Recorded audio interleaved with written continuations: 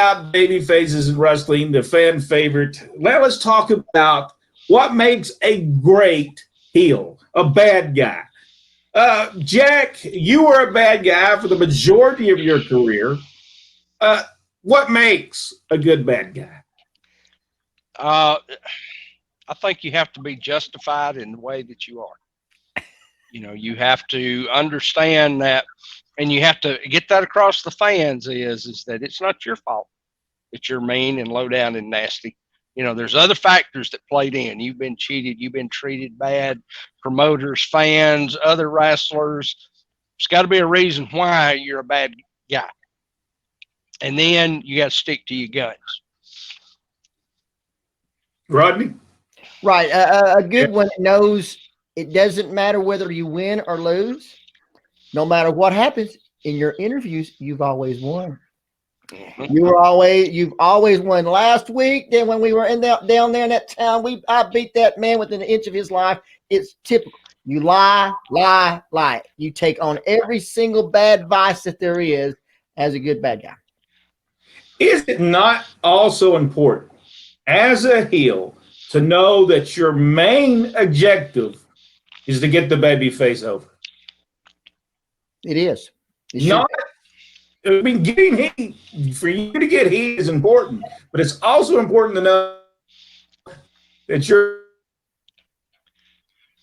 job is to get a wrestler, get him over by the night or before the program is over. If it's a 13-week program, and you might be going to get a heat for the next 6 weeks, but you got to know that. Has there been wrestlers that did not understand that? And I think we know one that a couple of them. But Jack, have you seen guys that said, "Listen, I'm just going to get heat, and I don't ever want to put anybody over"? Oh yeah, I saw. Especially at the independent level. Guys just don't understand. I used to take guys specifically, the good guys, the baby faces, and I would ask to work with them because I could make them look good.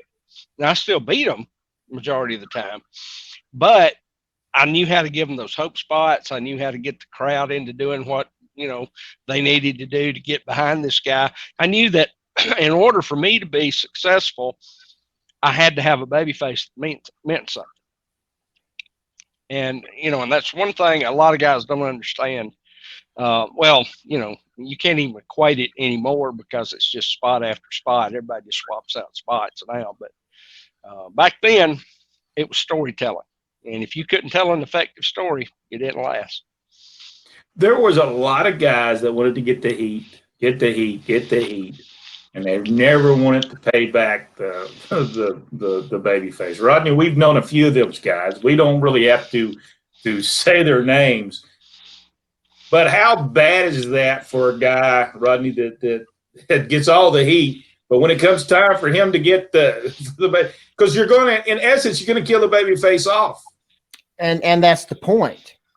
That's the point. They don't want to see, because they know when the blow off comes that their time in that territory they'll move on. It's very rare that a person in that role stays in the area. If you stay there too long, you end up opening the card.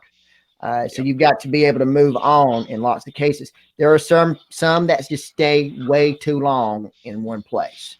And like I said, it turns out not to be to their interest. And that's one of the reasons that Dennis Condrey wanted to leave and go work for the WWF. That's the reason of the split with Cornette and Bobby. He said, let's go to the WWF now while we have the chance that the door is open. Let's go. They chose to stay. They thought they had better opportunities there. I think in the end, they would have been better off going and doing their skit through the WWF, as far as I'm concerned. I think so too, because when you look at Ted DiBiase, I think he was one of those guys that understood what he had to do for each babyface he wrestled against. He knew there was no one better to getting a guy over. He had the best matches with Jim Duggan, and Jim Duggan didn't have the matches. He wasn't going to get the wrestling number, I don't know, 5-star matches. He wasn't going to get those. But he came very close when he'd go against Ted DiBiase. DiBiase knew how to get him over. Yep. Ole Anderson also understood that. Yes. Absolutely. Michael Barr is asked a question, and I think we all need it. Jack, Rodney, and Brent, is there such a thing as heels and baby faces in today's wrestling? Jack? There are, but I don't think it's intentional. Um, I don't, I think that promoters and I think that the wrestlers who listen to these smart fans uh, tend to think that they want all those lines blurred. And what the business needs to be successful is you got to have those. You got to have the good guys against the bad guys. That's just the nature of our industry. Well, it's not just our industry. It's movies work that way, TV shows. You wouldn't. I love NCIS, but I wouldn't watch it if Gibbs was terrible to everybody. If he was a bad guy, really. So you want those baby faces and you want those heels. And I think that's where we've lost a lot of wrestling fans now is there's no definition like there should be.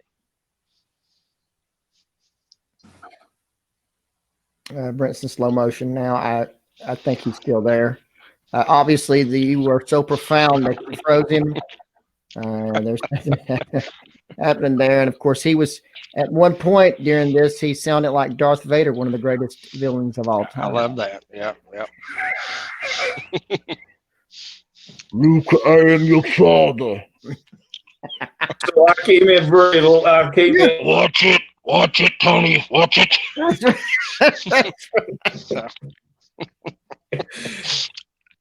Hello there. Maybe I was the Black Scorpion instead. It could have been.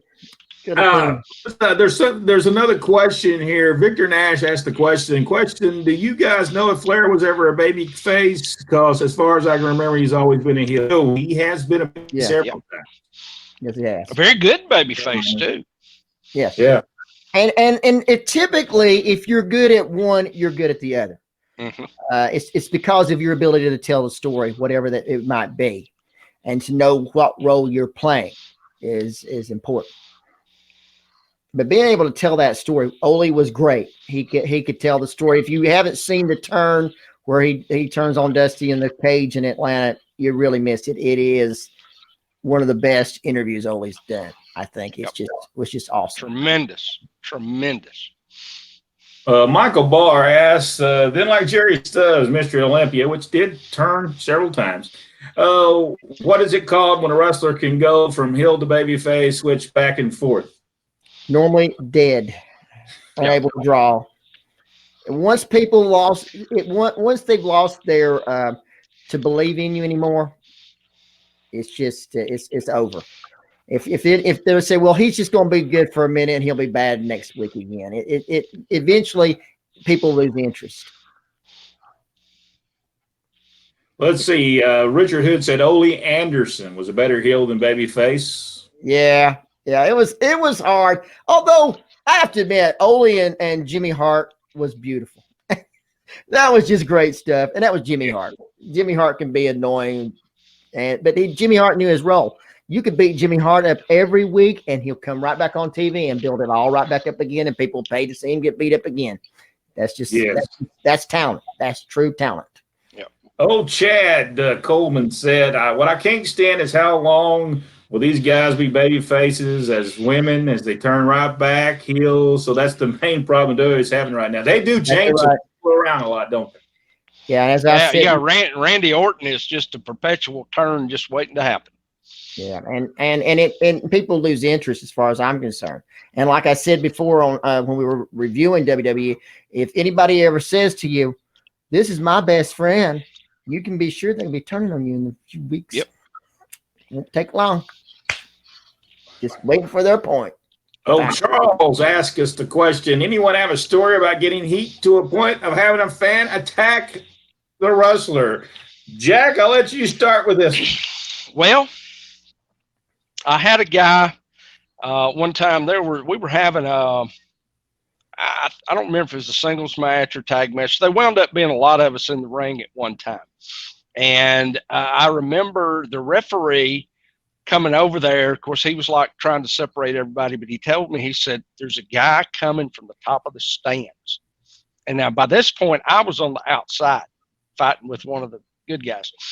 And he's leaning through and he said, there's a guy coming from the top of the stands. I think he's going to jump the rail. So sure enough, and the babyface heard. So about the time the fan jumped the rail, I pushed the babyface back. He knew, to get out of the way, and I uppercut the guy before his feet touched the ground and knocked him all the way back over the railing again. And I turned around, I do my deal, get back with that babyface. And I look at the corner of my eye, and this guy's got two buddies that are dragging him by his feet out the door because I had knocked him out. So, yeah, I mean, stuff like that happens. It's not something you want to happen, but you have to protect yourself. And that was the thing, is that I'd never have seen the guy coming because I don't pay attention to the crowd. I'm concentrating on what I'm doing, but that referee saw, and he knew what was going to happen if I didn't know. So.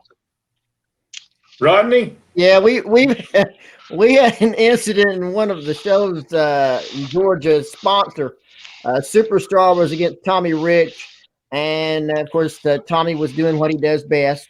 And the sponsor tried to come in the ring, with the broom. And Dad was refereeing. Our father, Ron West, was refereeing the match. And Dad stopped and said, "Oh, no, go sit down, go sit down." Normally, he wouldn't have had any sympathy whatsoever. He would have took the broom away from the guy and beat him up with it. But no, he said, no, go sit down, everything's fine, go sit down.